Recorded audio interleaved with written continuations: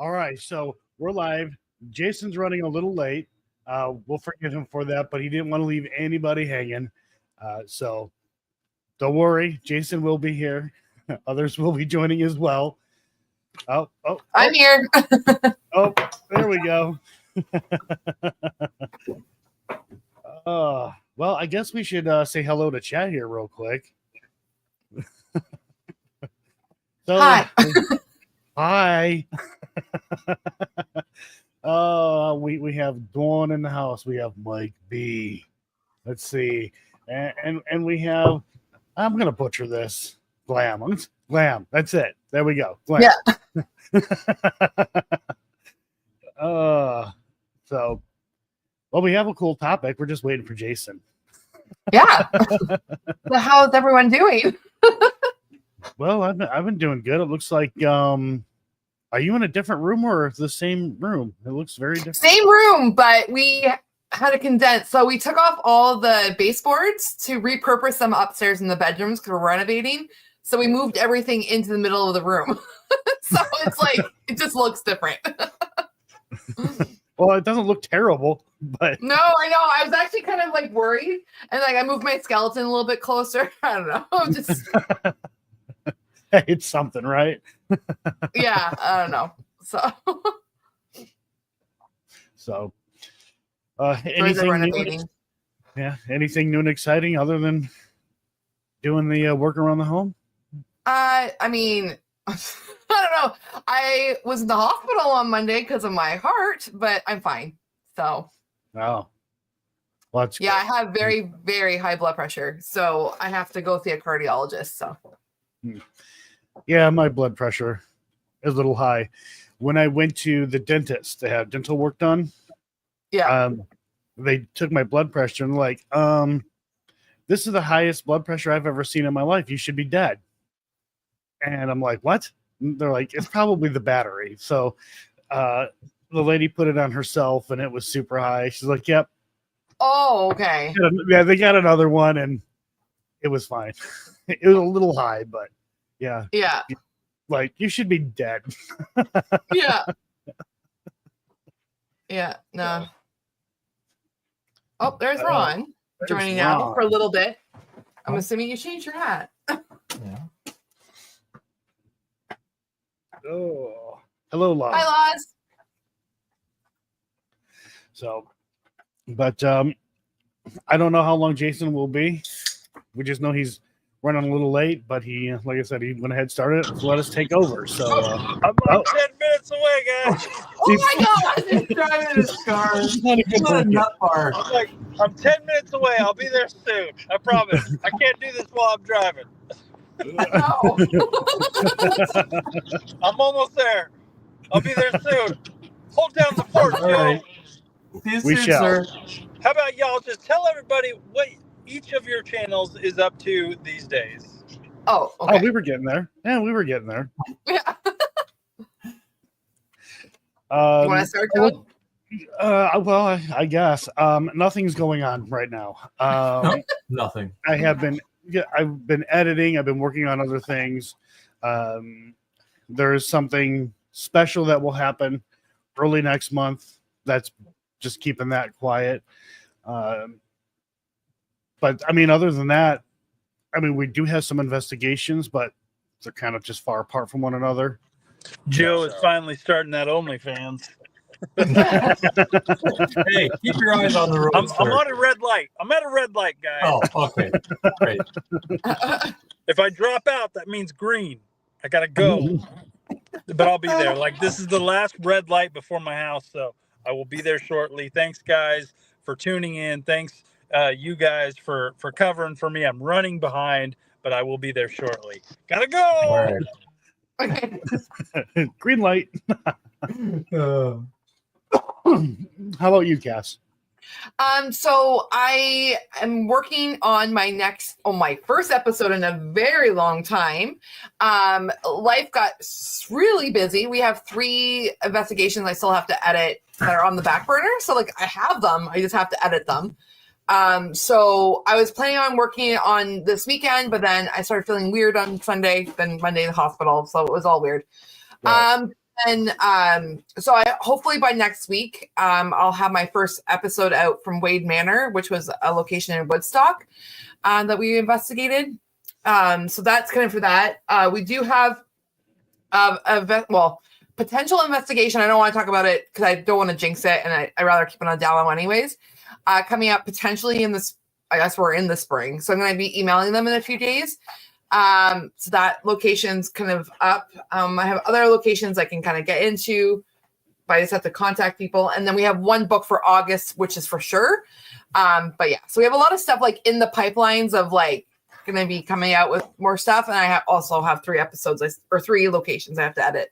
So just have to get there. But life has been just very busy, like running rampant. And then, yeah, so there's that. I mean, with everything you guys got going on, it's hard to maintain a balance. You know, I mean, of course, family renovations and stuff like that always comes first. But yeah, it's the one thing. Whoop, go ahead, Cass. I'm sorry. No, I was saying, and like work. It was just like work. Everything just kind of piled on, and then so maybe the odd barbecue channel episode. Oh yeah, you're going to be doing Possibly. that, which means I have to edit, which means I can learn how to edit. You just have to show me. Okay. Yeah, I think he could do it. I have a great idea. I got a great idea, Joe. I'm not giving anything away. I know your idea, those are kind of complicated. I didn't even try to. Okay, fine. I'll talk to Crow. Crow will walk me through it. I'm sure Crow maybe Joe could even help me out. Well, you're using Filmora, so I don't know how familiar. They could be somewhat similar. So Joe, we'll talk later. We'll talk later. All right. I got an idea. You can tell me if it's possible. All right. Okay. No, I think it's possible. It's a little bit finagling. That's all. I understand that. Joe could. I know Joe's the guy. Well, I'm glad you have confidence in me. No, I just got a major update from my video editing software, and I'm like, oh my god, this is amazing. One of the issues that I've been having has always been audio. Like no matter what I do, when it goes up to YouTube or uploads to YouTube, it's not what it was. Like the way the sound and stuff like that was edited. Well, DaVinci did a major update, and it does all the audio stuff, like levels of all that and stuff like that, using AI. And I tried it out. I'm like, oh my god, I wish I could go back and edit other videos. This is amazing. No. Yeah, that's good.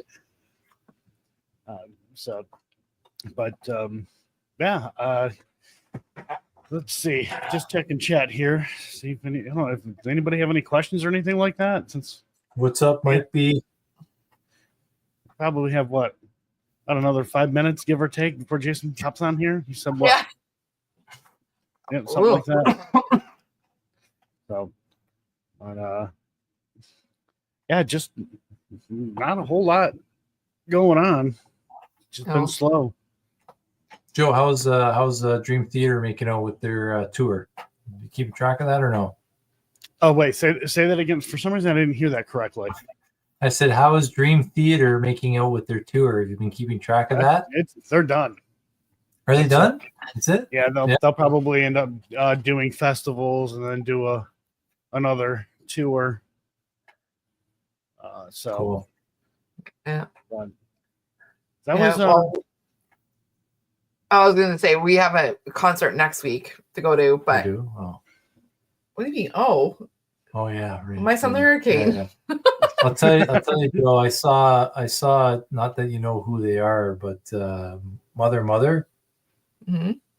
And when I went to that concert, it was in an arena, like a skating arena, but like an arena. The sound, I was just like blown away. Like when we were at the Opry and we're watching a live venue, like it just didn't like, whoa, it wasn't like in your face, agree. Right? You know what I mean? Like when you go to a live venue, like I was expecting like to feel the drums, like to feel the like, and it's just like, oh, I'm listening to the radio. Some of that has to do with, some of that has to do with. Right. Some of that has to do with decibel restrictions. Okay. So yeah, you're not going to get that, bass drum just beating on your chest. Yeah. But I will agree. Although the Dream Theater concert was a lot of fun, it was great. Yeah, I don't know if the Opry could have handled them. Like, No, I feel that honestly, I don't know. Oh, it's over though, isn't it? Their tour, because they were playing at the Coca-Cola Coliseum in Toronto. Who? Dream Theater. He just said they're finished. Yeah.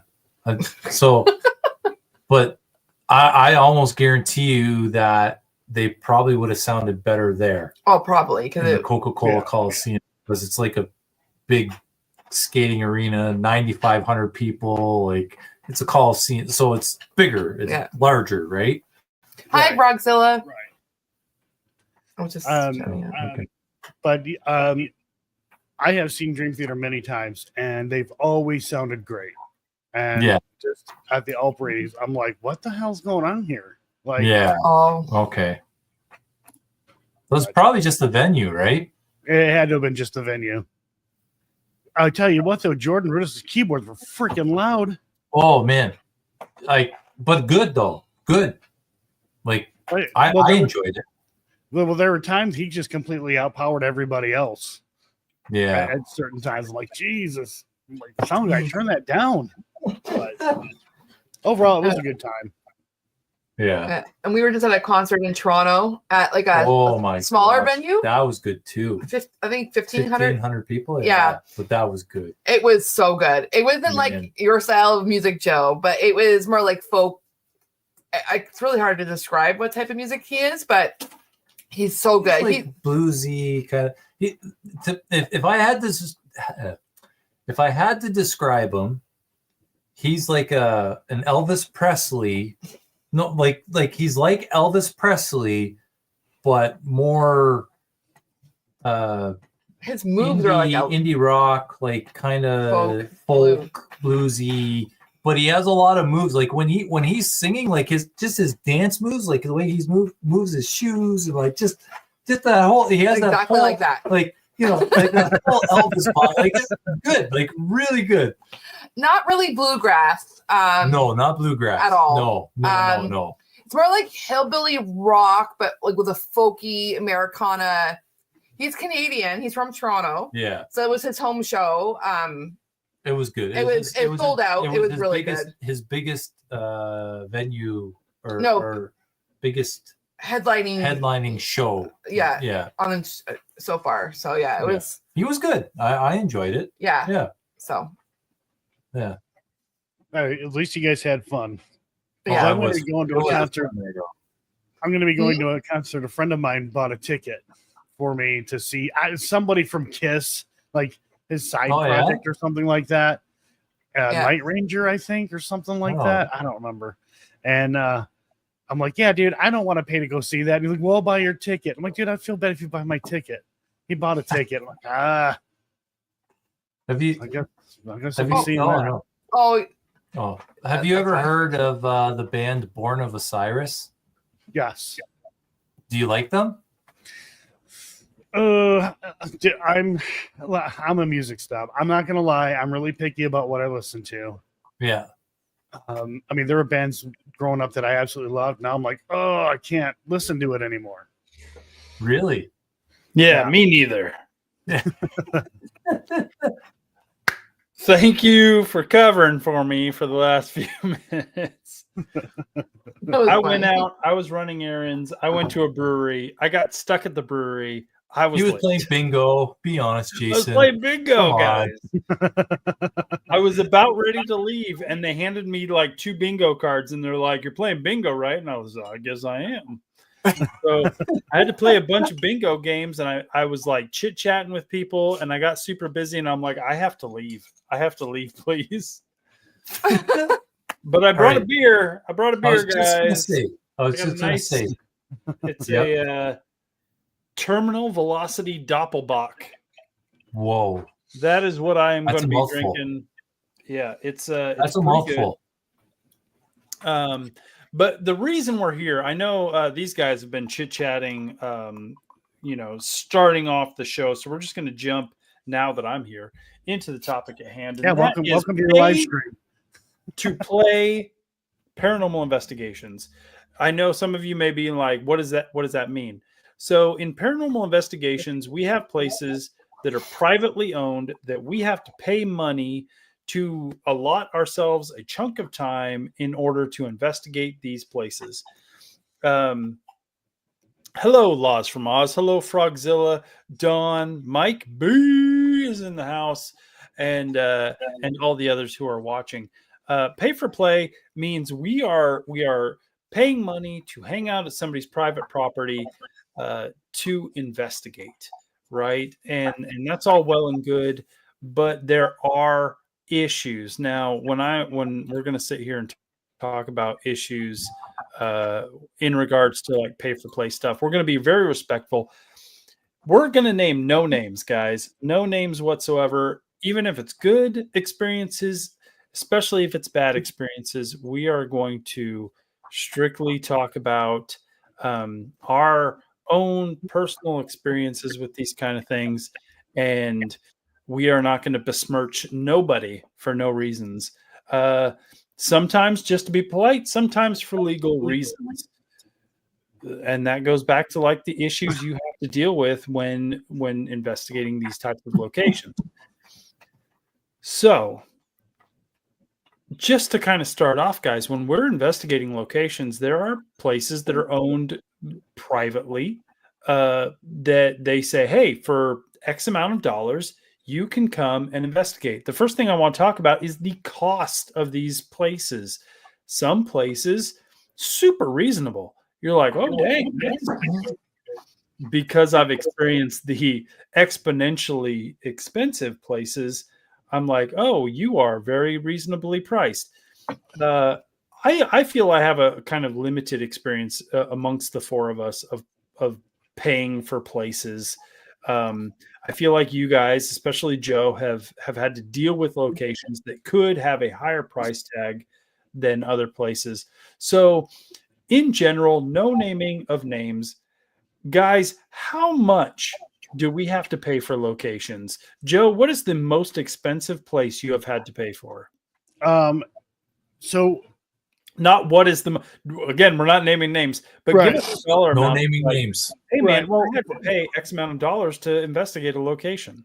Right. So just to be clear, basically every place we go to, you have to pay unless you get hooked up. So, Yeah. I mean, everywhere is pay to play.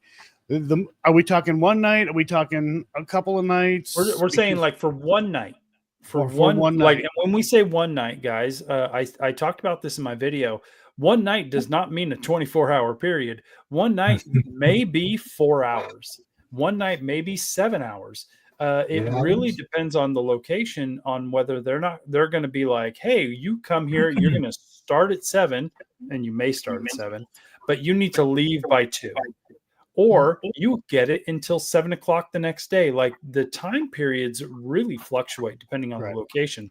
So for one night, how much have you, like, what's the most you've paid for one night? Over $1,200. Yeah, ridiculous.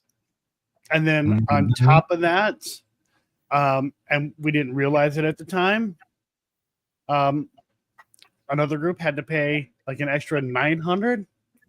That's Weeping Willow, yeah. Canadian dollars. Because they also wanted to film content as well. And yeah, that and like I get it. I get it. You own a location. It's thought to be haunted. It like there's a story behind it. I get it. You can charge as much as you want, but sometimes it really just feels like some price gouging. Especially like I know Joe, I know Cassie, even myself. We've investigated very high profile locations, very high profile, like world famous locations. The price tag on those locations is super, super high. I think the most expensive location I've investigated was about $1,100 for a single night. And when I say a single night, I'm talking about 6 hours worth of investigation time. And that's being generous, because one of the things that I've experienced at these locations is when you go there, the people that own it, or the people who are being the caretakers of these locations, they're like, well, we got to walk you through the location. We got to point out the places you cannot go. We've got to talk to you about the history of the location, the experiences in XYZ spots of this place. That could take hours.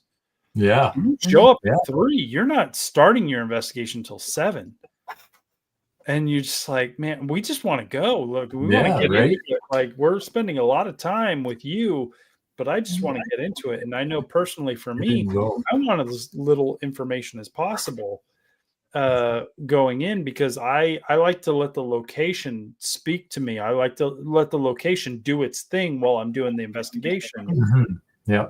I don't need to be like, in this specific room, these very 4 specific stories happen. In this floor, this very specific story happens, because it distracts me from my actual investigation. Right. But that tour, that explanation of the location could eat up 3 hours of your allotted time, and that sucks.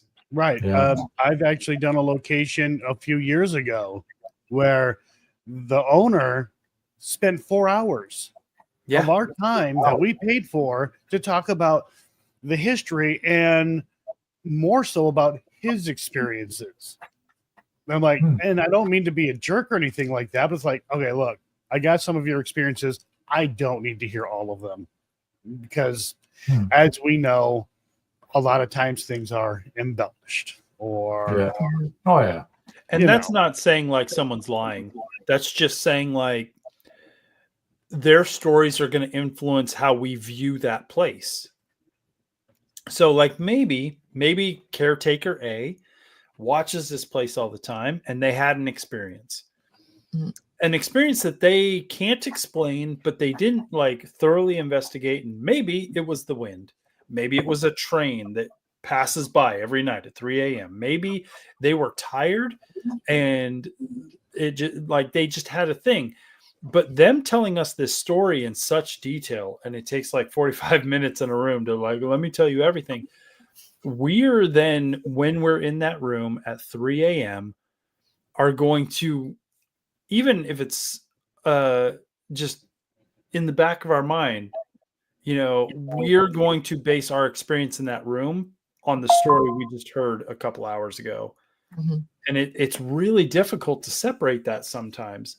And so like those, you know, 3-hour-long tours, 4-hour-long tours of these locations are really detrimental to not only the time we have in those locations and the cost we're paying to be in those locations, but it will in some ways influence our investigation. And that, you know, we've had that happen. You know, I don't really want to know much about a location. Now, I know a lot about locations. I've been to locations a few times, so I'm okay with that. But the first time I go to a location, I don't want to hear all that stuff because it does seem, and this isn't all places. It is not all places. It is a very few places who heavily prime the investigator. And what I mean by that is we're going to tell all this crazy stories about the hauntings, what's here, the crazy history, and it does influence investigators. They're planting seeds in their heads. Now the investigators, this is what they're expecting. So any little sound, any little whatever, oh my God, you know, it does influence. So I'm not trying to say, you know, anybody's trying to fake or anything like that, but it's psychology. Psychology plays a big role in what we do. And you can see when you watch a lot of videos, you know, some of these investigators, they're influenced by what they are told. Yeah, and we try not to be. Like, we are aware of that. So when we go into locations and we hear these stories, we are aware that like it could influence us, and we really keep that in mind.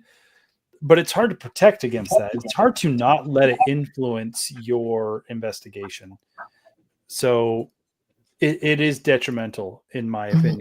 And also, if it's bad information, guess what we're doing? We're doing bad investigating. Like, if we're getting bad information, we've wasted our money, basically. Yeah. I a think lot in of the- money in some cases. Like we said, $1,200 was around the average of like our highest. And yeah, I guess with the exchange rate too for us would be around 1,200. Easily. But I think in the beginning too, I think because I thought I had to do all this research on locations. So the first few locations, I did a heck of a lot of research, and I realized I was like, I'd rather go in blind. So I would say for past, I mean, we're going our 4th year, and I would say probably the last 3 years, I've like limited my research before I go, and I just kind of go and experience the place. So Yeah, I like to get the basics of the history of the location, but I don't need to get like in this room a visage of a body appeared right here and it spoke to me very specific. Like I don't need to know that. Like I just need to know like the history in terms of like when it was built, the types of things that happened in that location, the overview, like the basics of kind of some of the experiences that have happened there. Like we've seen disembodied shapes, we've heard disembodied voices. Like that's all I want to know. I don't need to know anything else, and even that's almost too much. But it doesn't take hours out of the investigation time. It doesn't take all that time because it's going to cause problems, and it's going to just the worst of it is waste our time. Yeah, I mean, if I go to a location and it's a big location, Oh yeah, big. because We've all experienced locations that are just massive. Cassie and Ron and I have been to Waverly Hills, which is same here. huge, and we spent like 2.5 hours, I think, being wandered around that place. was it that I long? don't think it was Yeah. that long. Maybe It an was hour and a about half. 2.5 hours from the It was time like we that. got there Wow. to the time we were Two? able to investigate. Oh, Really? maybe. Yeah. I know, like when I went, it was about an hour and a half tour or whatever. But I'm like, for me, I was like, I already know the stories. Just show I've me been there around real before. quick so I don't get lost, because I'm in a hospital and I don't care if it's just a bunch of hallways. Joe's gonna find a way to get lost. That's me. And it's a hospital, like 100% literally it's just that's straight you. halls, and they all meet up somewhere for like we'll figure it out. Like I get lost, doesn't matter if I know the location. So, there are times which way? Where oh are yeah, we? Cassie is definitely one of the people who's like just she walks in a room, she's like, I don't know how to get out of here. I'm like, just turn around, the door's right there. She's like, I'm lost. Somebody help me. So cost of a location is an issue. Like we do pay in some of the locations we go to, and the majority of the locations we go to, we are paying a lot of money to investigate these places. And then it is the ability of the people that own it, that caretake it, to influence our thoughts going into the location. That is a problem in some ways. And even if you tell them like, because some places will ask, well, how much do you want to know? I have been at locations, they ask me, how much do you want to know? And I'm like, very little. And they will spend the next hour and a half telling you about every little thing in that place. And I'm like, okay, I'm done. I'm good. The other problem with some of these locations that I've experienced is the lack of control of the environment. And what I'm saying there is we are in a place, a house, a facility, could be, a house. It could be upwards to a tuberculosis hospital. Like it's a wide variety of locations. You cannot control your investigational location because you have a road next to it where cars are driving up and down. You have train tracks right next to it, to where for some reason at 2:00 in the morning the train stops next to that location. you have people who work there that when you've paid to be in that location, they have to stay there while you're at that location. So maybe they're hanging out in a room and they're making noise. Like there are various things happening in those locations that you cannot control. and can influence your investigation. You're in a room, you're taking, you have a recorder going, you're doing EVPs, and there are noises you cannot control. People talking in another room, a train outside, traffic going by, wind, rain, just wear and tear of that house of just it just being a noisy place. We cannot control that because we can't tell the owner, hey, can you leave because you're being loud? Hey, can someone stop those trains outside because it's really messing up our audio recordings? We don't have control of those things. So it's up to the investigator to say, like, hey, we're trying to get EVPs, but there's literally a 15-car train sitting outside of this building about 10 40 feet away. 40 feet away. Can't, I there's measured. nothing we can do. So that is like a really bummer. Like when we were in Waverly Hills, Cassie and Ron and Karen and I were in Waverly Hills. It just happened to be a very windy night, and half that building doesn't have windows. Those The wind tarps. is just whipping through. When I was there with my former team the first time, something was happening right outside where Waverly Hills is, and there was like an ambulance and a cop car. Their lights and sirens were going off. airport, I'm like, traffic, okay, like I can't do anything about dogs that. barking. It's up to the investigator to really call those things out. Say, hey, here's what we're dealing with. You may think you heard a disembodied voice, but there's also a train, 3,000 ambulances. It's super windy, and there's a guy downstairs who's talking really loud on his phone. Like, I take that what you will when it comes to our investigation. So not only are we paying a ton of money, but we do not control the environment whatsoever. Yeah. It's Sloss Furnace is a cool place. Oh Too bad we can't investigate it anymore. But I went there to go check it out. Yeah, I did kind of investigate a little bit. But I mean, I was shocked. I honestly thought, because the way it was presented on TV, it looked like it was out in the middle of nowhere. No, there's freeways surrounding that thing. Yeah, it's the freeway literally on the property, up in the air, loud, and then maybe 5 miles away, if that, the freaking downtown. And Slosh you hear that has, noise? not only is there freeways like literally surrounding the whole thing, but there's a train, there's railroads, like 2 or 3 deep train railways right next to it. Like you said, downtown's just like right there. It's cool. It's an awesome place, but like when I was there, it was 1 during the day, and 2, Same. thankfully not so busy, but there were other people around. I think there were probably, if I could guess, maybe 10 people total there at the time. And it was the 4 of us. But like you couldn't tell where these people were because they were kind of like dipping around. It was like a self-guided tour type place. But they were being loud and laughing and whatever. So you couldn't investigate. But it's a good example of like you have no control over this situation. Right.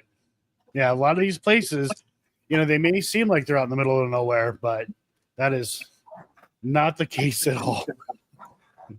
Yeah, so just be aware. So when the things we're talking about, guys, we want to make you guys aware of these things so that when you're watching anybody's videos, because I know a lot of people, they watch our videos, they watch paranormal investigations, and it's the case of they immediately believe like everything, like whatever happens, it's like, we believe it, it's true. And it's like, we can't really call out every little thing that happens. So just know when you're watching paranormal investigation stuff, it is out of our control to control the locations we do. And it's out of the control of all the other paranormal investigators that do these things to control their environments.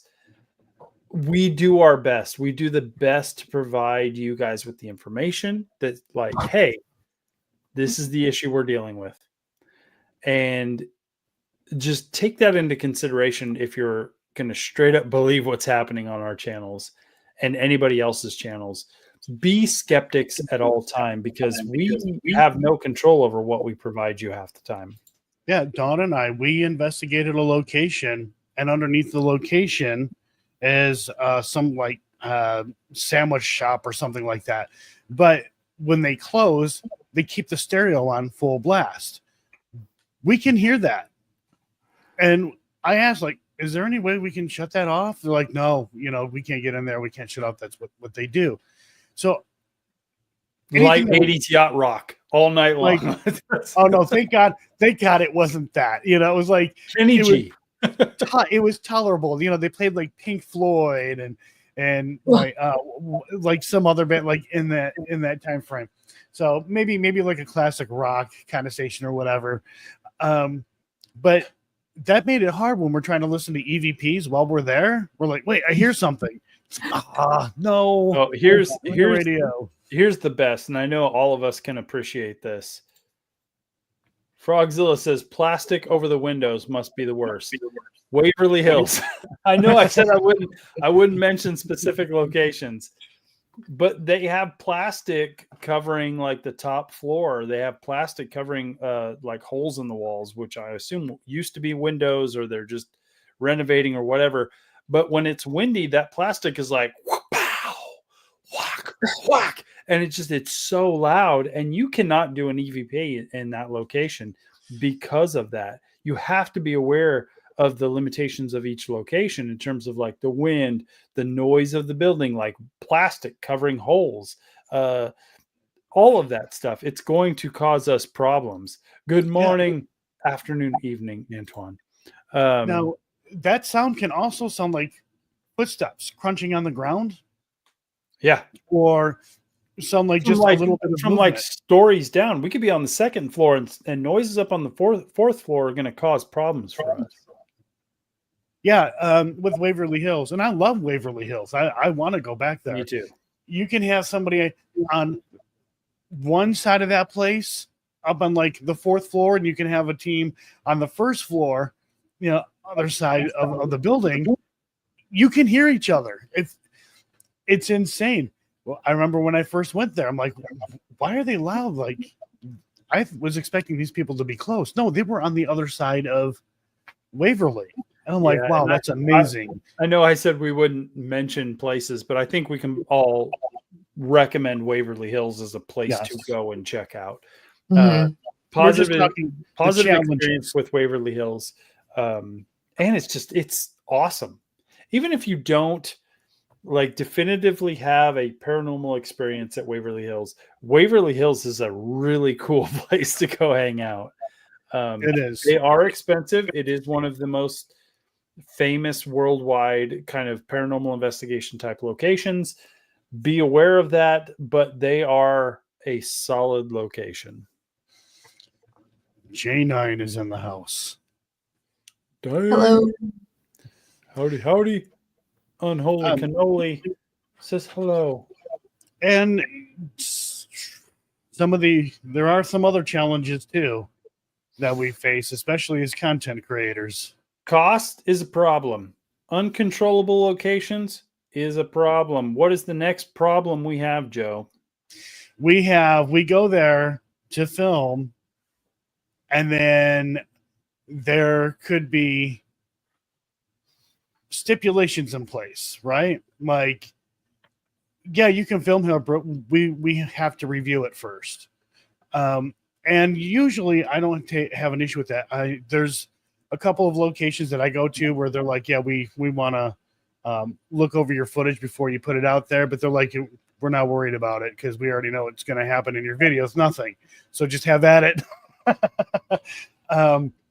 And then, there are times where you go to a location and they don't like the way the video is done because it doesn't exactly put the location in a good light. And it could be a number of things. It could be that we didn't capture anything, and a location is claiming to be like the most active, most haunted location ever. And because we didn't capture anything, they could Which have is they stupid. take issue with that. Because it could be the most haunted location in the world. But it's not like ghosts are bopping around 24 hours a day, 7 days a week. I have Right. been to places who claim to be the most haunted places in the world, and I don't get anything from those places. Do I sit there and like walk out and be like, that place is not haunted whatsoever because I didn't get anything? No, I'm just like, unfortunately, I didn't capture anything, guys. But what an awesome night hanging out in a place that's one of the most haunted places in the world. There's no reason for that to be a bad thing. But there are places you walk into. We've all experienced it. You walk into and they're like, we need you to sign this thing that you're not going to sue us if you get hurt. Also, in this contract says we own all footage and audio that is collected at this location. We also own that you cannot talk bad about our location. We also own that you cannot. And it's just like, okay, why am I here then? Right. Because paranormal It's- investigation is super popular on YouTube. It is profitable on YouTube if you are managing to get paranormal experiences on film in some form or fashion.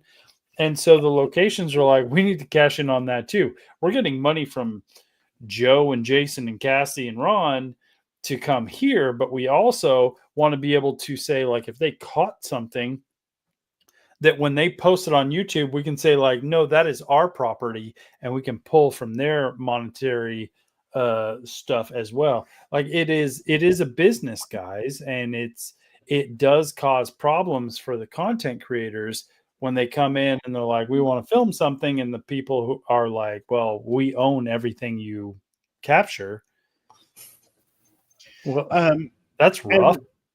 Yeah, and sometimes it's there to control the narrative. I've been in a situation where, we found out some things. And of course, I'm going to be honest, and it's going to go in the video. And we have to be. And they don't like that. And the thing Joe is talking about, like, it could be as simple as, hey, I went to the location.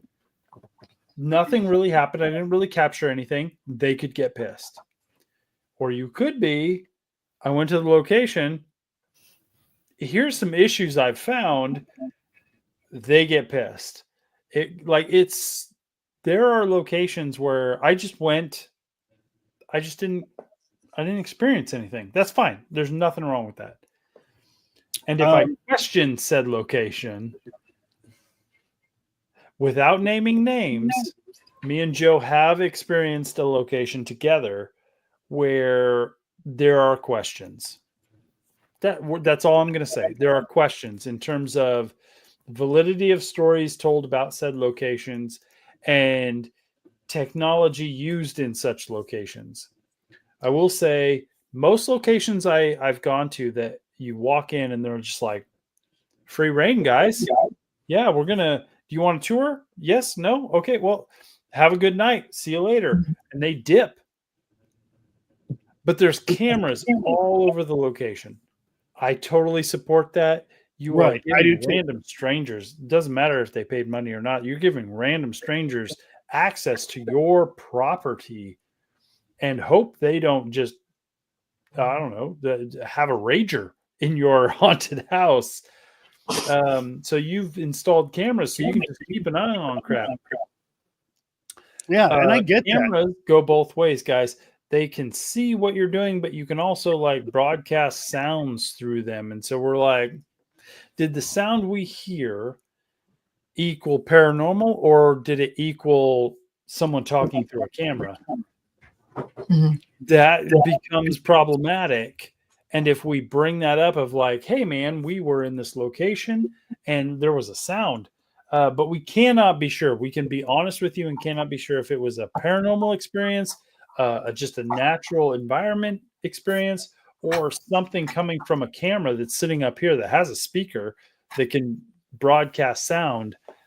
We are unsure. And then we get yelled at for that because we did it for pointing something out.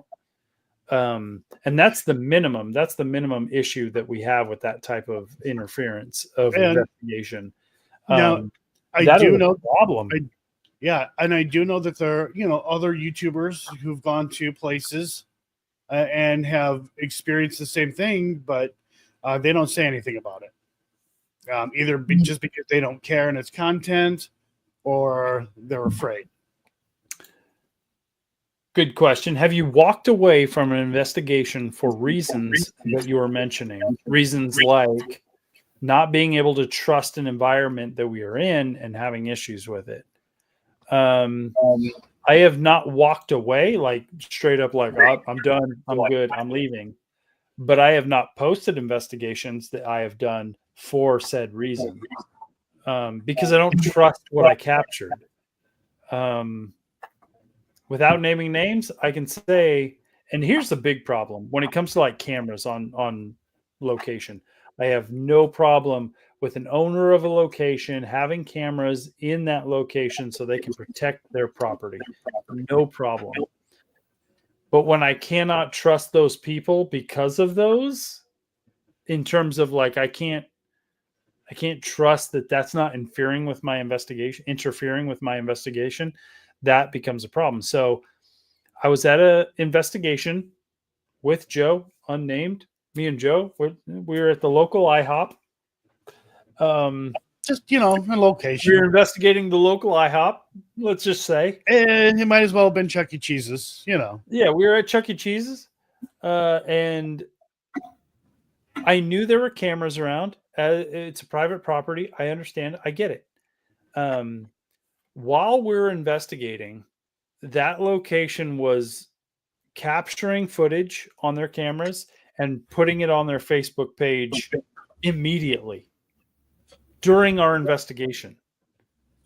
And they were broadcasting it as proof that there are ghosts here because of what these people, like we had 20 minutes after the fact we did something, there was footage on Facebook of us doing that.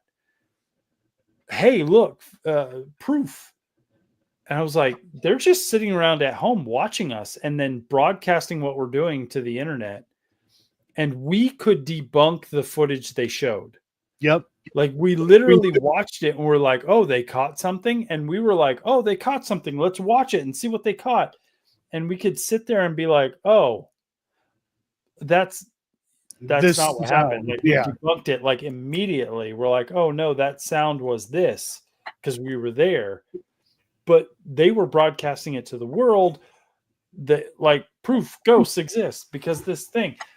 That I had a huge problem with it. And then I could not trust that location whatsoever because they weren't even taking the moment to figure out what that sound was. They were just blowing that footage out as fast as possible while we were still there.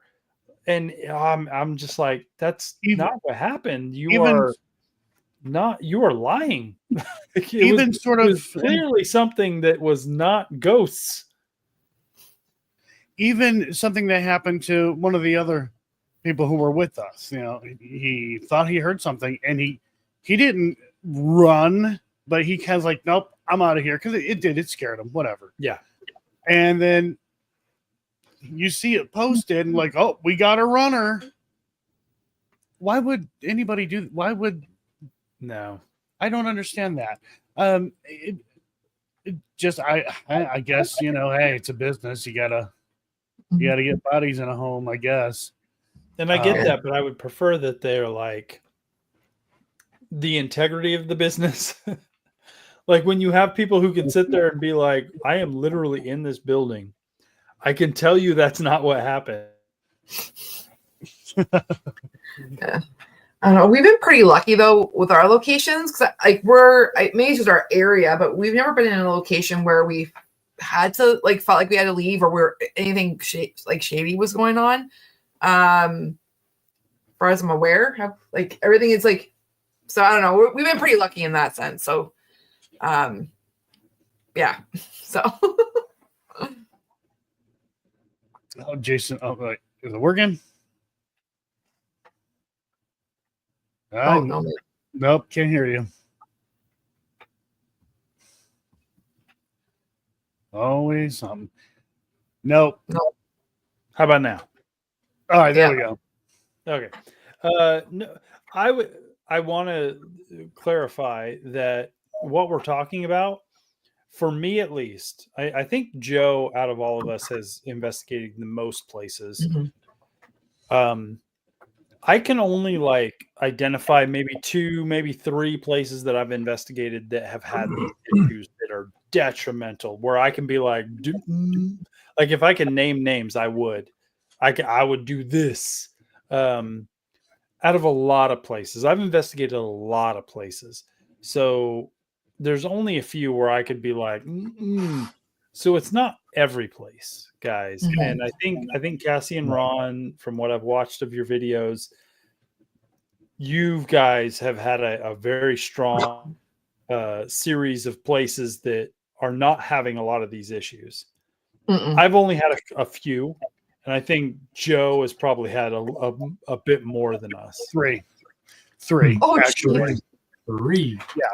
One I way probably had back. 2. I could point to 2 where I'm just like, no. So I had 3. One of them was when I lived in Michigan. I was a teenager. The owner admitted what was going on, whatever. And we wanted our money back. We only paid like, I don't know, it was like $20-$25 each or something like that. And the owner was like, I drank that money. We're like, of course you did, because you're here drunk, making all kinds of noises, pretending like it's a ghost trying to scare us. Look, we got it. Yeah. Another one, I'm not naming any names. Another one was actually owned by a judge of all people, and the information we were getting. Now, I actually walked away from that one. I walked away from the first time that ever happened too. I walked away from that one, and I'm like, yeah, guys, here's the deal here. And what it was I was shown a picture on somebody's phone of 3 women dressed up as witches. And as soon as I see them, like, that's weird. Because apparently one of the ladies in that photo lived in this location. I'm like, wow, that's really stereotypic of, of a witch, like what you would see in Hollywood or something. And just the time period seemed off, things like that. So, like, can I get a picture of this? So I took a picture of it with my phone. I did a Google reverse search, and it was advertisement for a high-end costume shop in California. And then a lot of the other stories regarding its history and stuff like that wasn't exactly true. Wasn't really true at all. There was some truth to it, but the stories were just not right. So I had said something about it, and the judge was like, "I'm going to sue you," and I'm like, "Okay, whatever." Like, I'm telling the truth. Like, the truth wins, and here are the facts. And that was that. Never heard from him since. I mean, that's pretty good run of just like 3 locations, though, and one of those locations we share. Yeah. And don't get me wrong, there are locations that I've been to where they overhype it and stuff like that. Oh yeah. But and again, this isn't all locations, but there are some out there that'll just straight up lie to you. And I'm just being honest. Yeah. I mean, unfortunately, the stories become more than they really are. I mean, I've been, like, one of the places I can talk about is I'm sorry, I said I wouldn't say names, but like the Sally House. The Sally House, you can really look at and be like,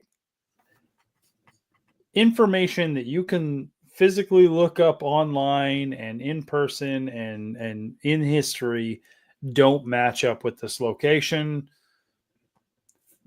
But you do want to investigate that location because there are tales of historical hauntings that happen there. And so, like, well, why not? Go check it out. But it's like, that's all I need to know. Like, historical hauntings happen here. Like, then let's go check it out. And the good thing is we can sit there and be like, oh, hey, well, this is what urban legend says. Let's experience it. And I've experienced it a couple times. So I can be like, hey, my experience here doesn't really match up with a lot of these urban legend type stories. I wouldn't mind going back there because I feel like, I'm one of those people who are like, listen, ghosts aren't just popping around every night doing their same thing. Right. I understand that I could go to a location and nothing happened. That doesn't mean it's not haunted. It just means that I wasn't there to experience something. So if I go back there multiple times, maybe, I'll capture something. The Sally House type location is something I wouldn't mind going back and checking out. But also it's one of those locations where you show up and there's nobody there and you just get to like free reign of that place. I don't even think there's cameras in that place. Well, They're very trusting there. Goatman's Bridge. It's not owned by anybody, right? It's owned by the city. Well, whatever. It's almost like an Airbnb. Yeah, almost. Yeah, without a roof over your head and some conveniences. But you can't sleep in the bed. You can sleep on the couch, but not in the beds. It has armadillos in the house. No, Ghostman Bridge. Goatman's Bridge. Armadillo. Goatman's Bridge. Come on, Jason. Sorry, I was talking about the. Oh no, I said Goatman's Bridge. I'm like, Goatman's Bridge isn't an owned by. Who listens to you? No, exactly. I No, know. no. Goatman's Bridge is literally, I would say, just like Joe said, like you're just expecting it to be out in the middle of nowhere. It is in a busy part of the damn city. There is so much traffic there. It's ridiculous. There's a school right there too. There's and like businesses and there's a strip mall across the street, guys, and a school and like traffic right next to it. Baseball field.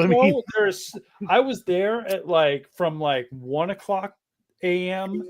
to 6 o'clock a.m. There is no quiet time. There is constantly people driving through there and being loud.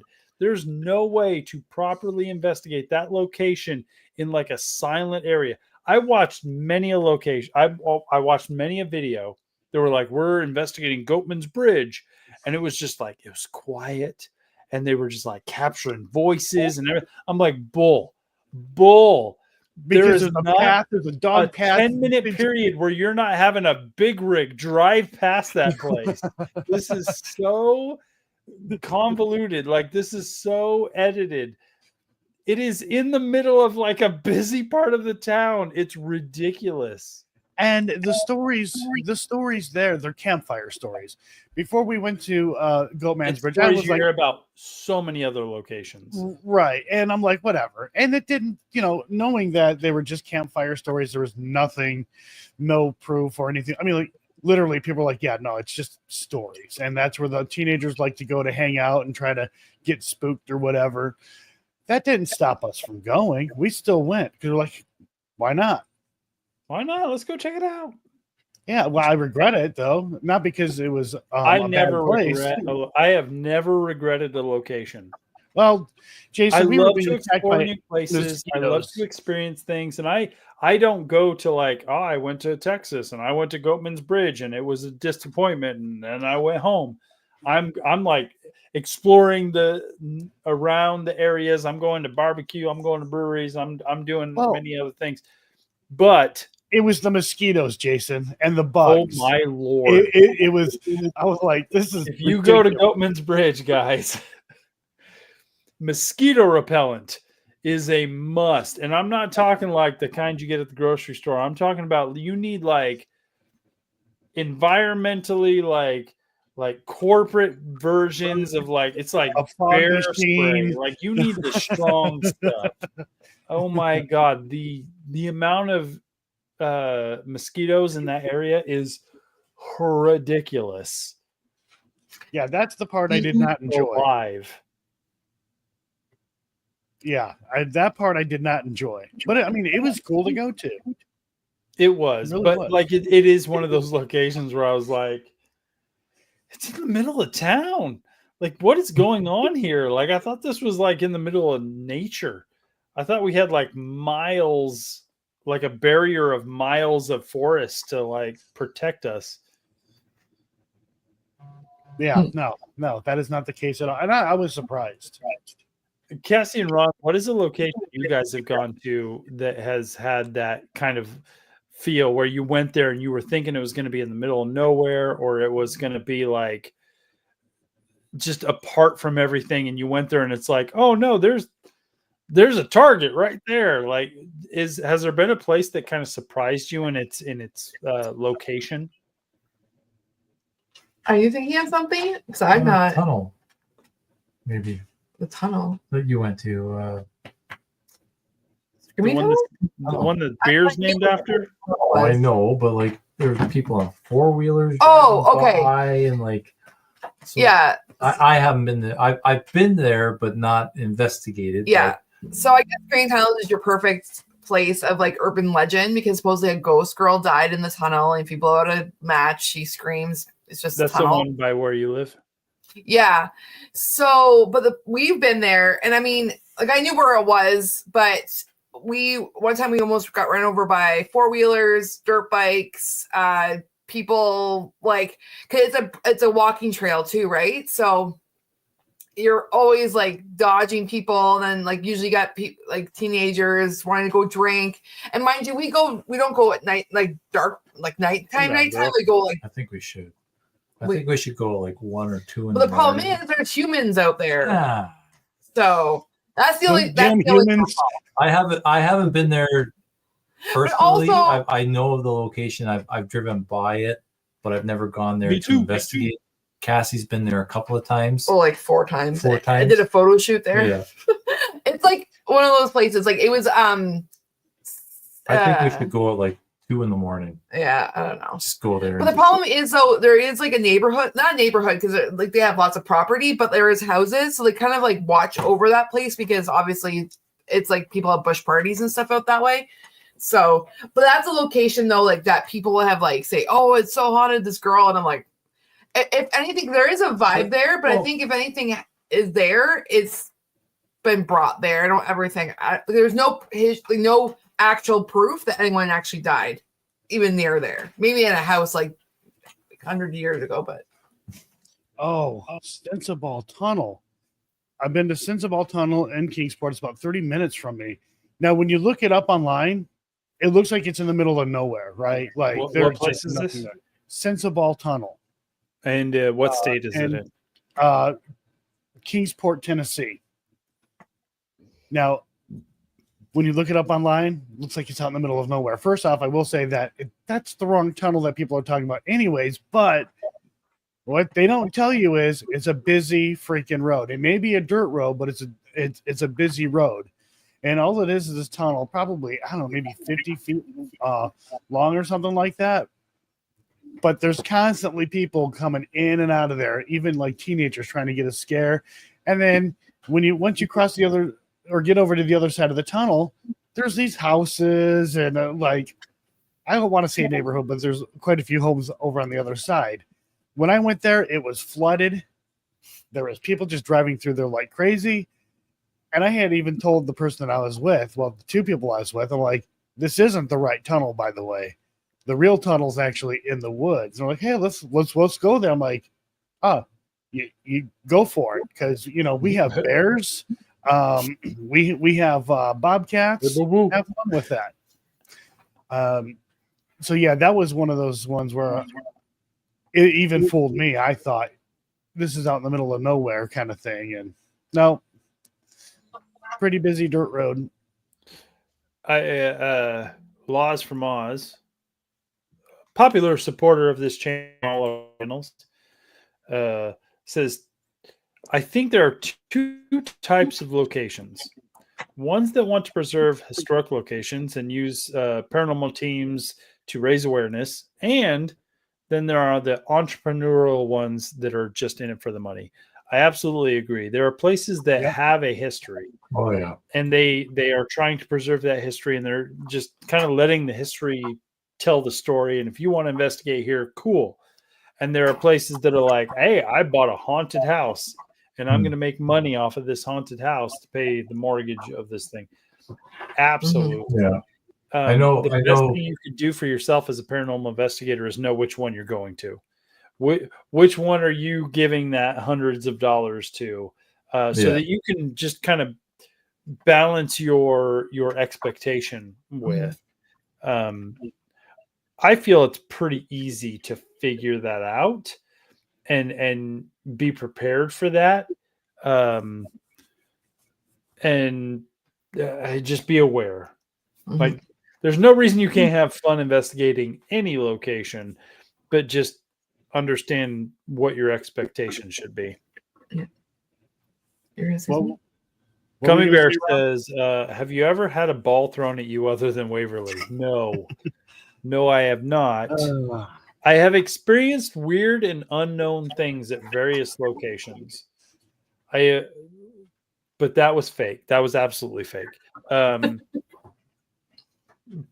But I have never been in a location where I have had an experience where I can absolutely say it's a ghost. Like, there are plenty of places and experience I've had where I'm just like, I do not know what that was. But I really honestly have no way to quantify something as being a ghost. I can tell you, I cannot explain what happened. But it doesn't mean it's unexplainable. I can say, I cannot explain it, but I can give you various options that are very natural and understandable. But there are things that, like, I've seen that I just can't explain, but I cannot sit there. And when I say I can't explain, I can't even explain it by saying it's a ghost. I just I don't know what that was, guys. That's exciting. But yeah, I think if I could explain it as being like, that is a ghost, that is proof of the afterlife, I would not be sitting in this room. I'd be sitting in a mansion. I would be having $1 million bajillion dollars because I done solved a problem that everybody else is trying to figure out. I think Ron had something to say. Yeah. Did I? Yeah. And then I don't know. It's okay. what are you gonna say? Who's wrong? It's okay. What do you want? I was just gonna say, I know we're not naming names of locations, but like, you're talking about like places that don't make money. Octagon Hall was a Great interesting place. location. Octagon Hall is an amazing location. Yeah. They do not charge a lot. They absolutely respect the investigator and their time. Yeah. And we had an amazing time there. We did. And Yeah. it is on my top 3 of list of places that if paranormal investigator, people who really want to have an experience and just like have a good time, say, where should I go? Octagon Hall is in the top 3. It's not huge. It's easy to investigate. The people who own it and take care of that place are super respectful and willing to help you out, and it's just cool. Unfortunately, a few months ago, though, they lost somebody very important. No. Yeah, What happened? Bear had passed away. No, he didn't. Yes, he did. Yeah. In his sleep. That dude was awesome. Bear, I mean, you think a name Bear, he'd be like this, scary guy. No, not at all. Teddy bear. He was a teddy bear. And that sucks. I didn't know that. Yeah, I seen that. I'm like, this has to be a joke. And yeah. That dude is cool. And I know, I met with him. So I've been there twice. Both times he was there. Both times he gave the tour. And he's one of those guys who's like, how much you want to know? We could be here because for 5 he's an hours. investigator too. But he was totally cool about like just showing us around, giving us the bare minimum, not like wasting our time. You had a ton of time at the location. The location's small, so it's not like overpowering. It's really it works with investigators. It gives you a space to like have all your gear and charge your gear and kind of recoup. The place was awesome, but he was great. I am so sad that he's not there anymore. Yeah, Maybe he is. No, I'm just kidding. hey, you never know. He could be. He's there. Oh my. If there was anybody that was like, no, I'm going to stick around, it was that dude. Oh yeah, no, I honestly believe if he could, he would. And it would not surprise me if perhaps he could be. And I know Beth. Oh, I feel so bad. I've known Beth for quite some time. And she's a sweetheart, and she's taken his position now. But yeah, That's rough. it sucks.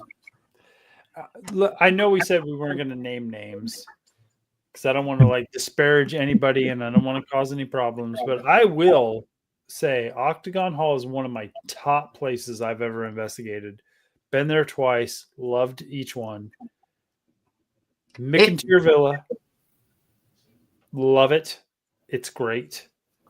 And Waverly Hills should be experienced. Yes.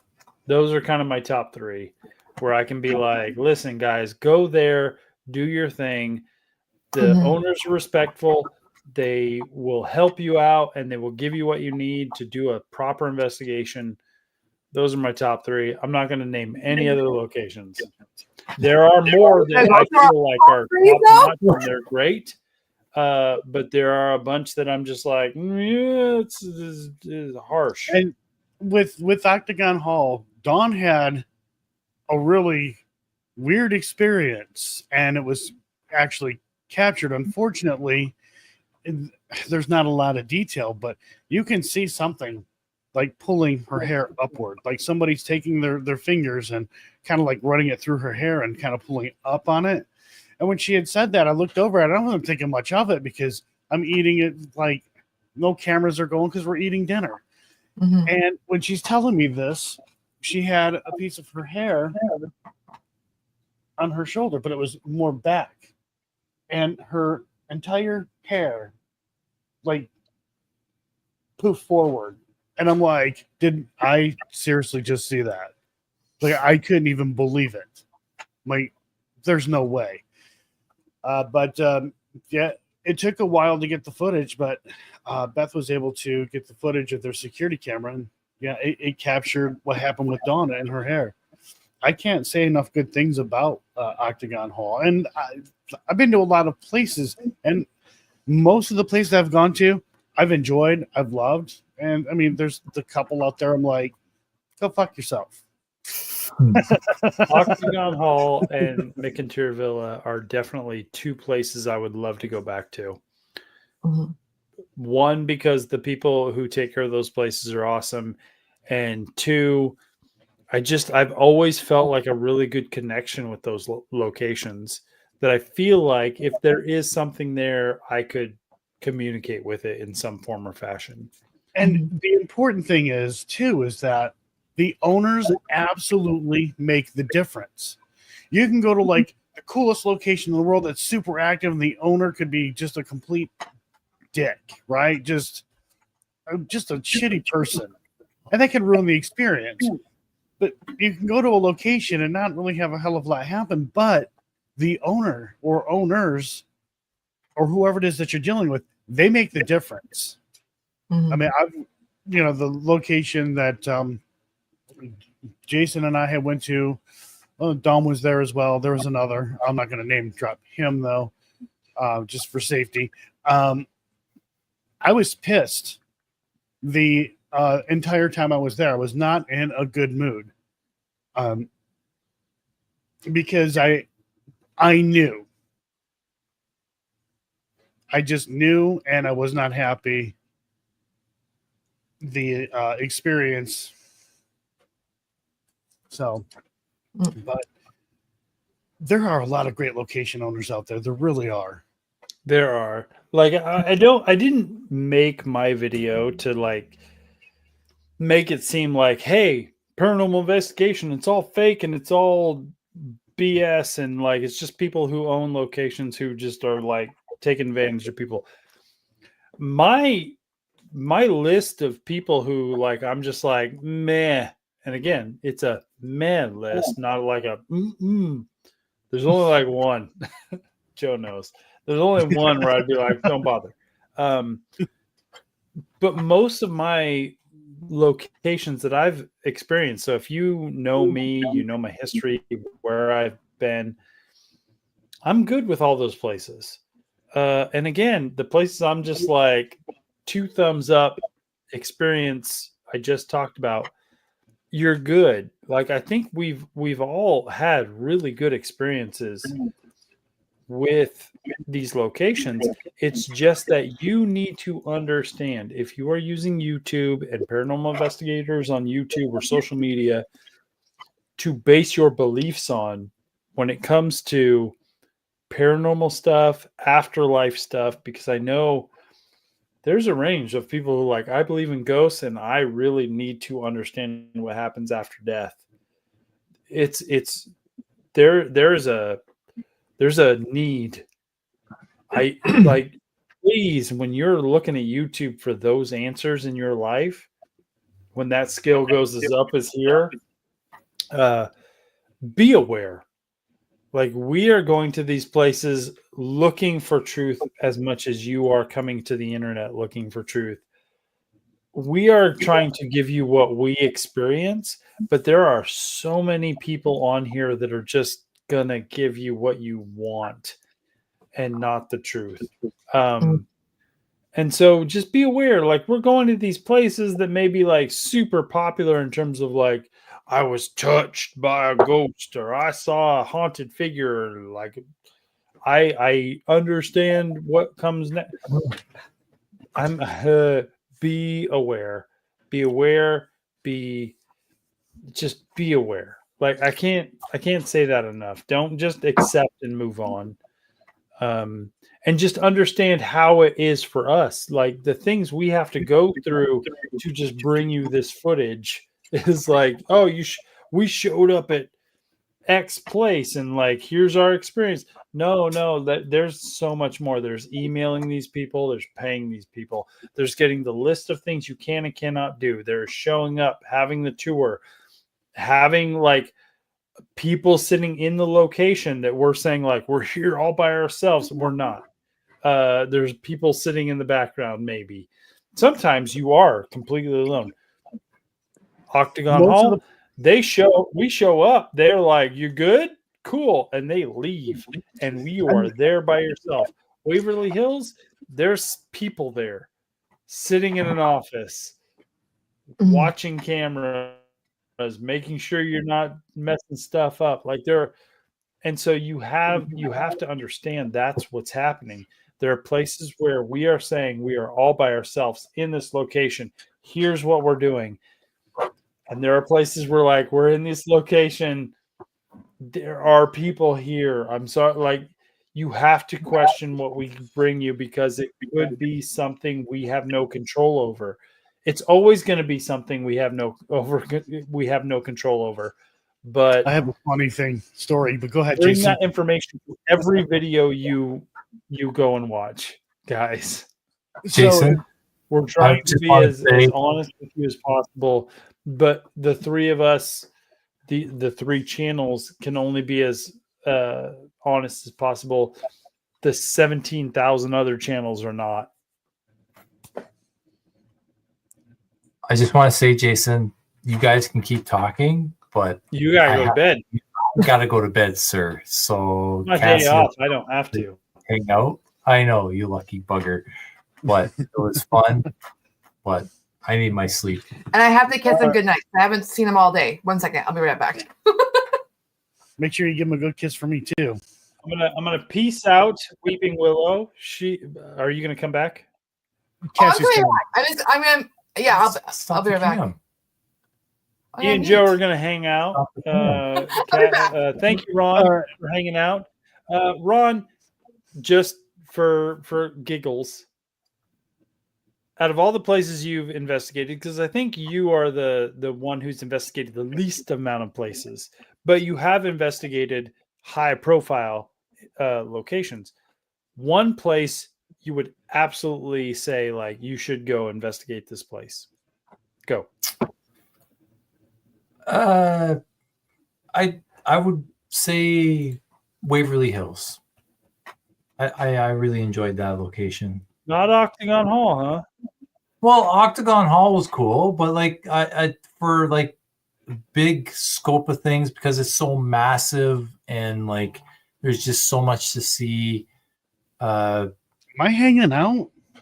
I think Sorry, Waverly Hills would be had to another make that joke. location or a cool location to check out again. Only because So there you go. seeing what I saw, and Solid recommendation I'd love to go for back. Waverly Hills. I'd love to go back without the tour. Again, I've That's- been there twice, and I agree. Like, it is a solid location. It's super fun, and I think me and Ron and Cassie and Karen going there was like a highlight of my investigative career. Yeah, We had an amazing time at that fun. location. Okay. I'll be back. Ron will be going to bed. Night, All right. everybody. So, Ron, you go to bed, and we'll be back with Cassie. Good night, man. Later. But I have a funny one. What So there was man? a So, like, if you were to out of all of the locations you have dealt with, I know we said we weren't going to name names, but we can name one at least.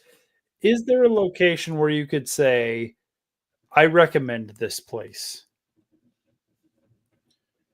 man, there's a couple I could recommend, to be quite honest. The Monroe House, Old South I Pittsburgh need Hospital. one solid one where you're like, listen, I can't prove it's haunted. I can't prove like you're going to figure something out.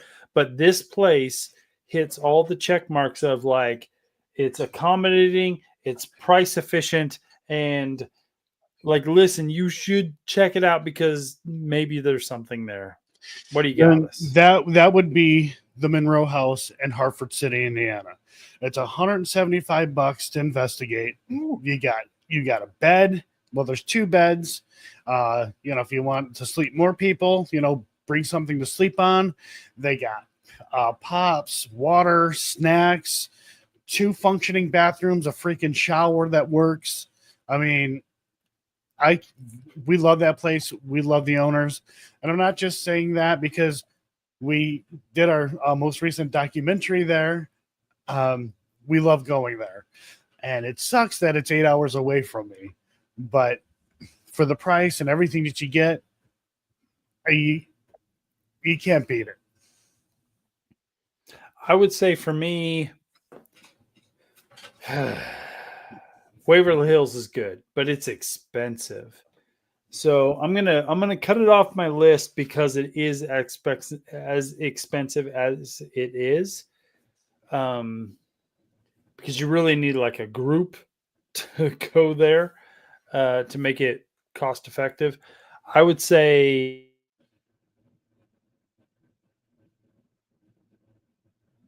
say that again, because you literally, like, as soon as you said it, no voice.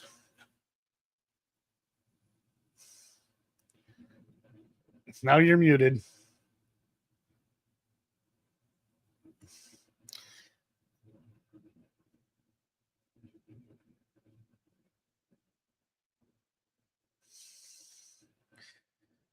You are muted on the StreamYard end.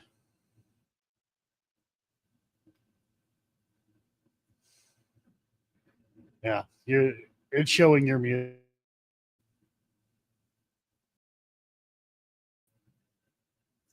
What are you muting me for? What did I how about do? that? There we go. It was like for some reason you disappeared. I don't know what it was. Well, that's weird because McIntyre Villa is the one where I would say, like, if you're starting out as a paranormal investigator, McIntyre Villa, you should just go there. Oh, there you go. I'm like, I'm back in the chat. So I do have a quick funny story. There was a YouTuber who was live, and he was at a location that a friend of mine runs. Well, 2 friends of mine run. And he's like, yeah, I'm here all by myself. Nobody's here with me. I laughed. So I sent this friend a message. I'm like, you watching, this dude's live stream? And then,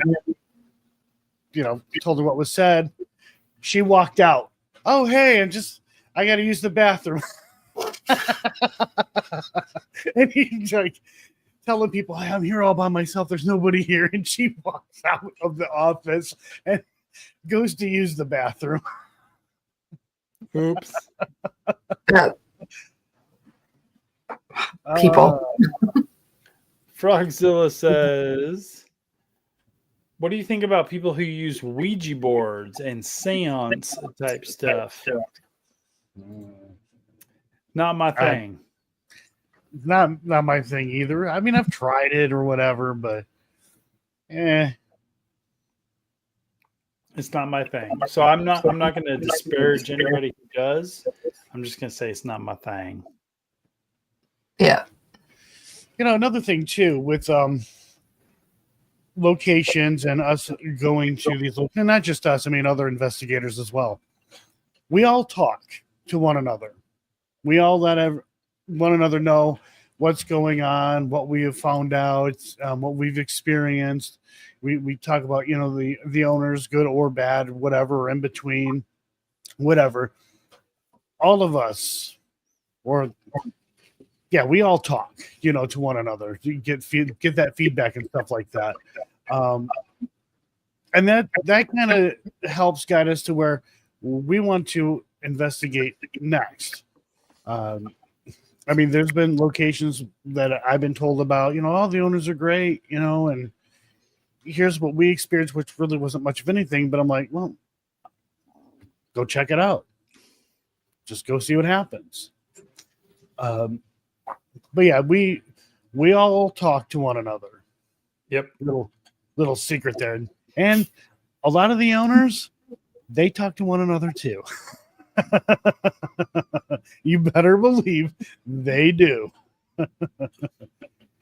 And rumor has it that there is a group chat only for owners of haunted locations. That is why I don't mention the previous team I was a part of. Because there have been times where I've like, oh, I'm part of this team, or I was part of this team. Can't get into that location. So I'm just like, new investigator here, guys. Cemetery Road, not the other guys, because they don't trust this person. I've had that happen too, where a certain person wanted to go in there and investigate film or whatever, and he started giving the location a hard time because they wanted a little extra money. Like, first off, they're like, okay, we'll give you the location for free. And he's like, well, can we have like an extra 4 hours? Like, can you give, $100? Like, can you just give us an extra $100 then? Kind of inconvenient here. So just give us $100.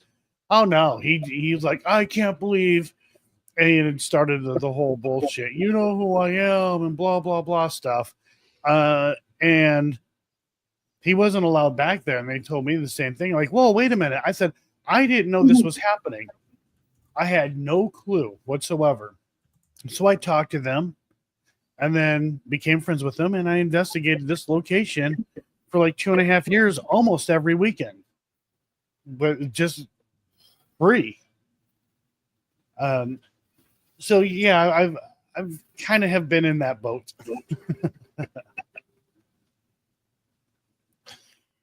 And yeah, I'm definitely banned from one location. Me too, thank you.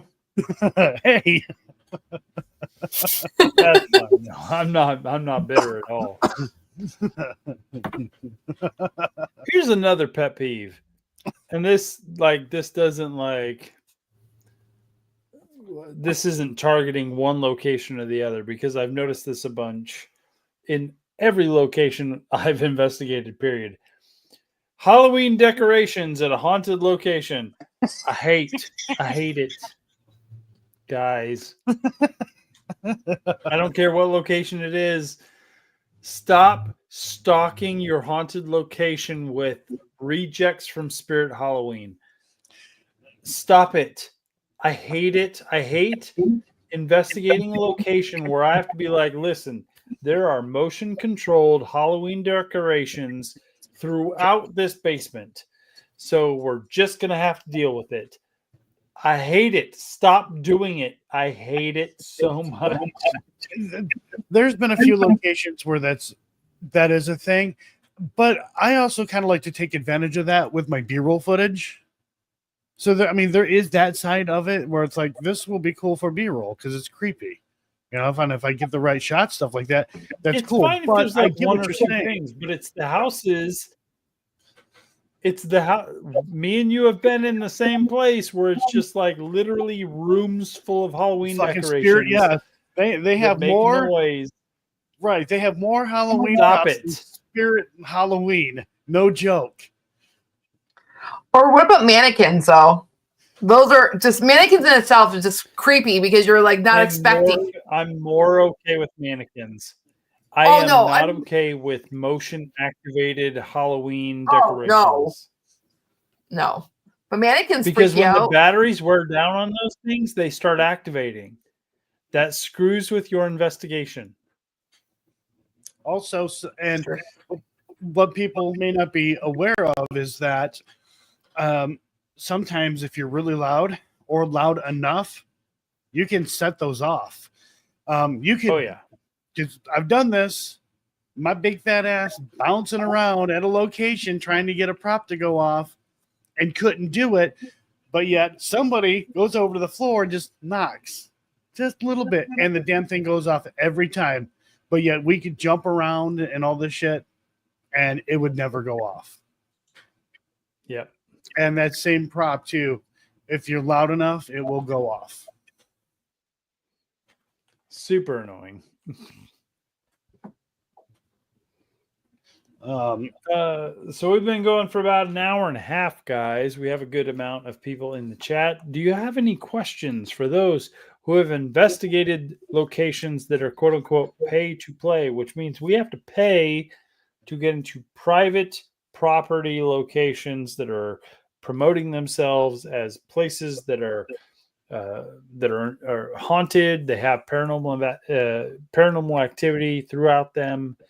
Do you have any questions? Because we have a good variety of people here in the video who are who have investigated places they're like world famous, Washoe Club, Mackey Mansion, Waverly Hills type places, to like places you probably have never really heard of.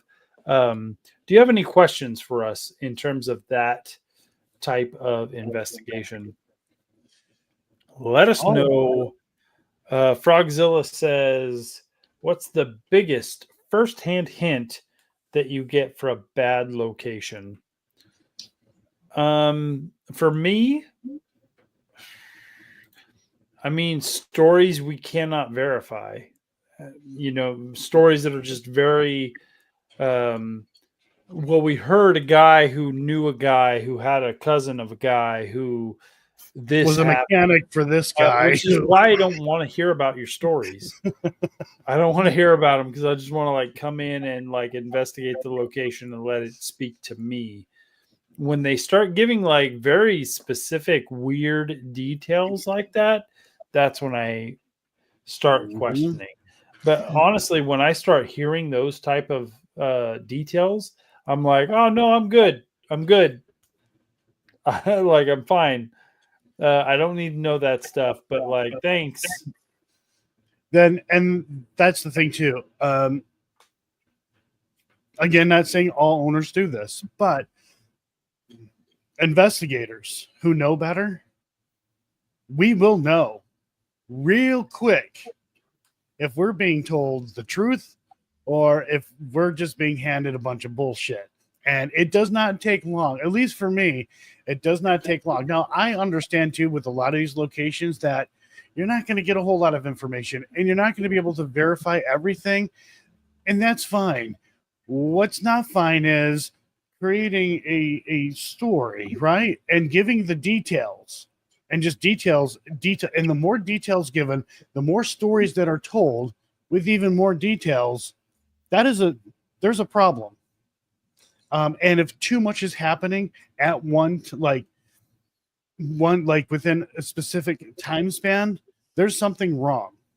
There's some like there can't be. There may be some truth in it, but there's a lot of other things being spun within like the stories or the history of a location, and that's something that I've experienced a couple of times where we're told all this stuff, and like, again, Jason, you and I 10-15 minutes into the 2-hour tour that we got, you weren't there for it, of course, but Thankfully. yeah. I was but not one of a those happy things, camper. like me and you were very simpatico in terms of our investigation of like being very questionable about certain things. Where both me and you were just like, I don't know about this. I don't know about that. Like, and it was the first time me and you have been on an investigate. We have investigated before, but it was the first time me and you have investigated together, where both of us were just like on very specific things, being like, well, this is questionable. Where I'm like on my phone, I'm just like, oh, can this camera produce sound?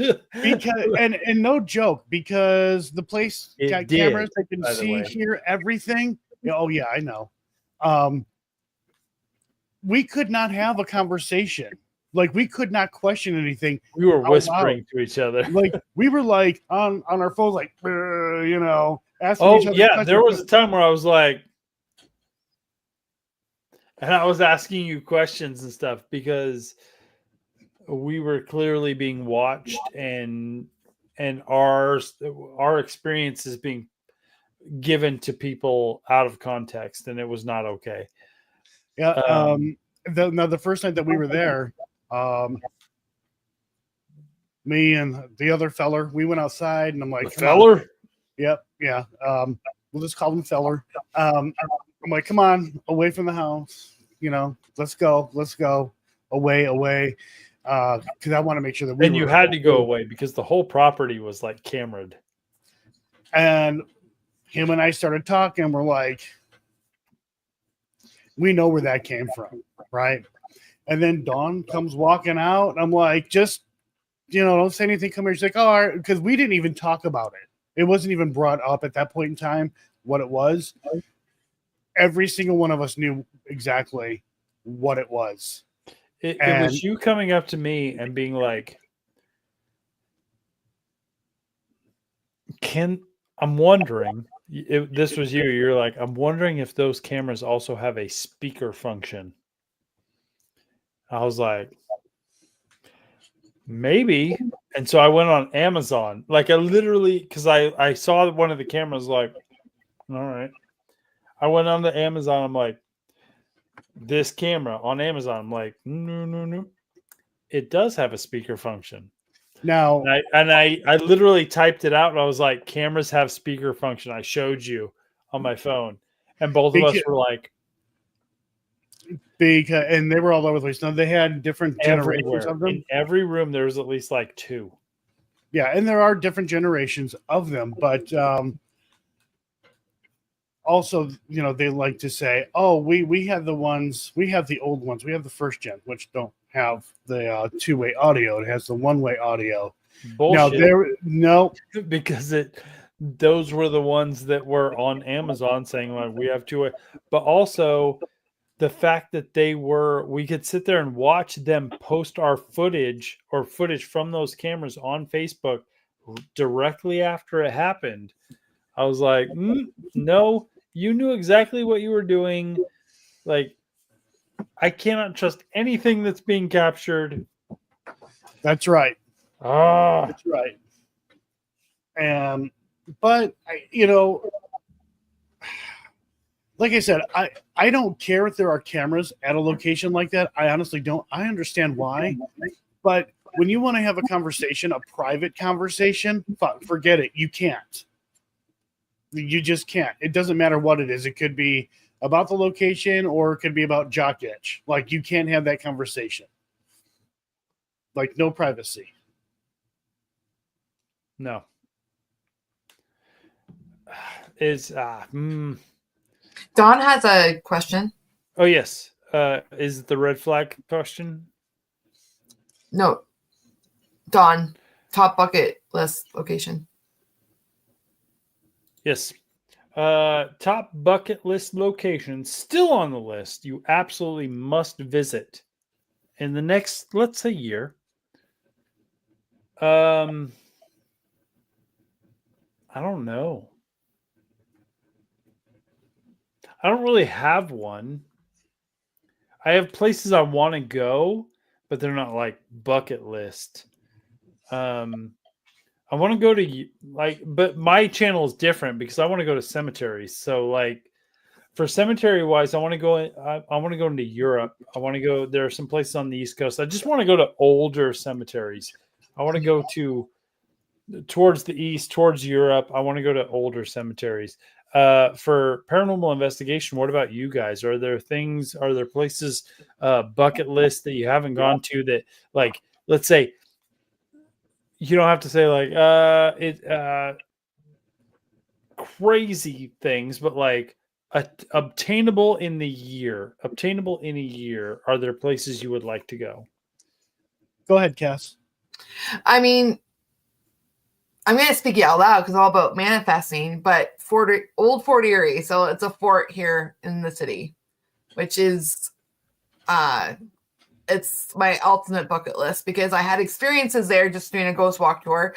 And it wasn't like sensations I had. So that place, I know there's a lot of like history, but it literally was a battle, like the War of 1812. So.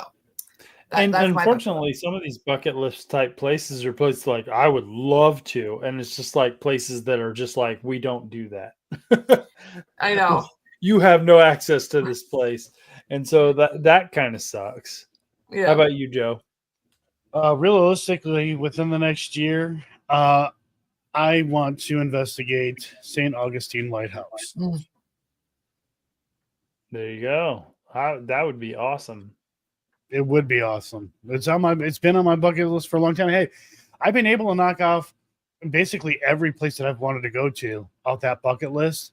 I mean, there's still a couple of there, but St. Augustine's on that list. It would be cool. Like the East Coast is definitely somewhere I would like to visit more of. And then I would really love to revisit places I've been in. Scotland. I would love to go to Ireland. I would love to go into Europe. But that's coming from like I just want to experience old cemeteries type place. Haunted locations place. I have no idea. I would love to investigate the pyramids. That would probably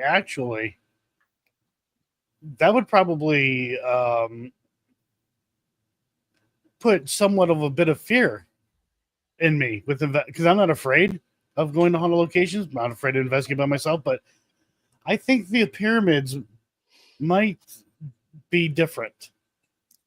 I think so, right? It's got to be. Booby trap. I'm just kidding. There's curses, bro. You're gonna get a mummy up on your back.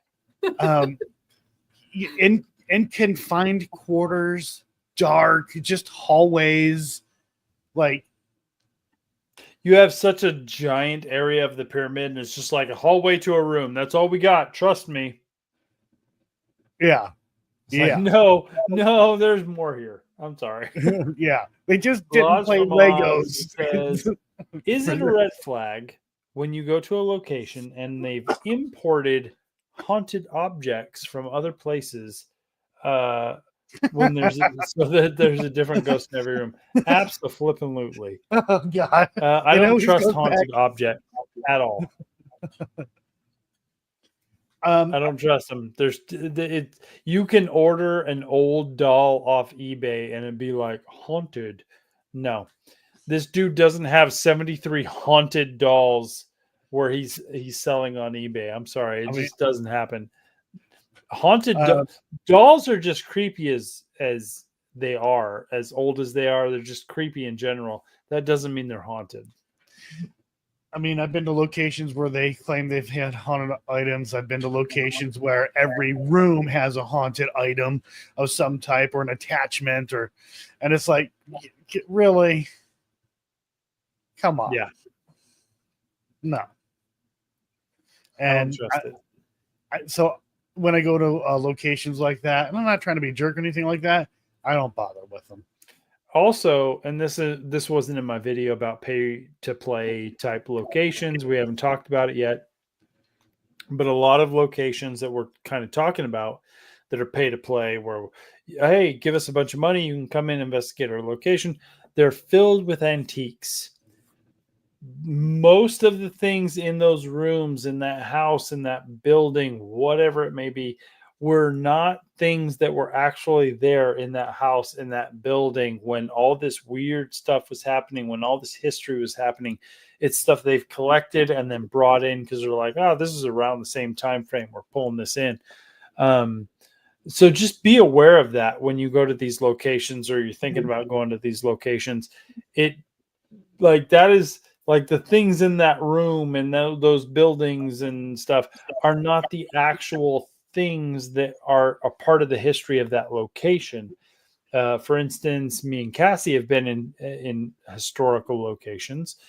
The furniture and the clothes and all that kind of stuff in those rooms are not part of the history of that building, of that mansion, of that house. It's not the owner's possessions. They've just been like, oh, these were in the same kind of time frame, so we filled the room with those things, these beds, these clothes, these kind of things. And I'm a believer that things can hold energy, and maybe antiques, that kind of stuff, can hold energy of prior owners and stuff. And so I'm not saying they can't be haunted, they can't contribute to the haunting of a location, but I am saying, like, listen, don't just like, oh, I went to this haunted place and everything in there was like a part of this. It could be that it's just filled with things from the kind of same time period-esque kind of thing. And maybe this is just kind of dumb, but it's kind of like going to a location to investigate, and somehow a ghost or a spirit or whatever, or its energy attaches itself to a camera that I have, and I'm taking it with me. That sounds ridiculous. And that's Oh, I how love kind of Sonic. right, and then you go to these locations and, got a haunted mirror, got a haunted doll, got a haunted this, got a haunted that. It's silly. When I hear it, to me anyways, it just sounds silly. And I'm not saying it's not possible, but I mean, paranormal. You need Like, to rare. you need to apply a sense of like unbelievableness to things. Yeah, it just, it could be possible, but we're not going to say it's possible every single time. Yeah, it's weird. It's really weird. I do think too, and I don't know, this may be a hot take, but I do think, considering that haunted locations are a business and they're making money, they need to be more accountable for what they put out there. There is no laws against people defaming or slandering the dead. I'm at the opinion that, considering the day and age that we're at with these locations and stuff like that, maybe that should probably change. And like, the dead can't defend themselves, of course, but however, their family members could step up. And I think we're just kind of at that point where that should quite honestly be considered. Frogzilla is asking, what's the biggest first-hand hint you get for a bad location? For me, it's just the abundance of stories of. I thought we answered that already. Yeah, I thought so. Yeah, of like fifth-hand type stories. again, I think all of us do appreciate going to a location with like minimum amount possible. Just let the location do its thing. Yeah, I've always said if a location is haunted, it's going to let us know. And look, we do pay a lot of money. We're taking a risk on our own. And some location owners look at it as, oh, well, we're doing you a favor. It's like, no, you're not. No, I'm doing you a favor. I am giving you a lot of money to go and look to investigate something that we don't even know it exists. Your product is invisible.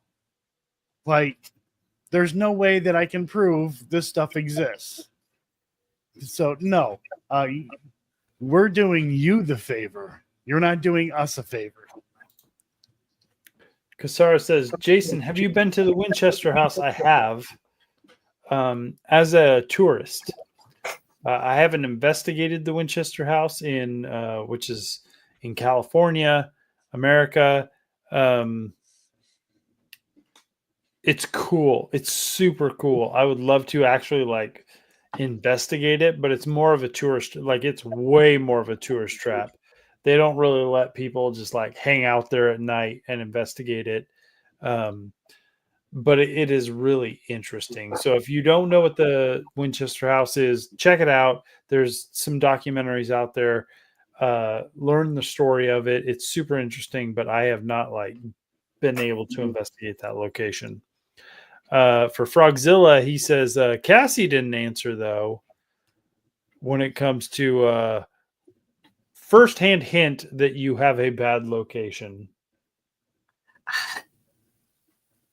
See, it's hard. I mean, I agree with you guys. I've never really been at like a bad location because I've never like Jason said, like That I don't you walked in, you were like, yeah, like I think every location I kind of took it as like even the one, I know we're not name dropping, but the one with the train, like yeah, it was gross, but I don't regret going there. Like, you know what I mean? Like, I'm glad we got to go there. But I guess, yeah, if there's a lot of stories to places, like, you have to just be really careful. So I don't know. I'm kind of in the same ball as what you guys had said. So, yeah.